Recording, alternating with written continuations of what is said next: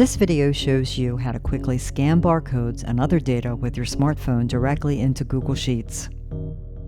Install the ScanIT Office app from the store. Then open the app. To connect ScanIT Office with Google Sheets, tap on Connections and select Google Sheets Drive. Sign in with your Google account using Sign In with Google and grant the necessary permissions. Perfect. The connection has been successfully established. Now you can create a new spreadsheet or choose an existing one. Let's get started. Use the built-in scanner function to scan.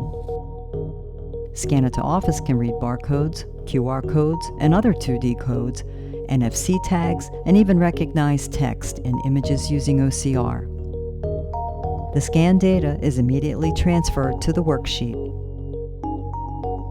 The transfer happens in real time through cloud services. Your smartphone only needs an internet connection. Working with ScanIT Office is efficient, and there's no need for manual copying or exporting. ScanIT Office can do much more. You can find additional information in the video description. If you like this video, please leave a like or subscribe. Until next time.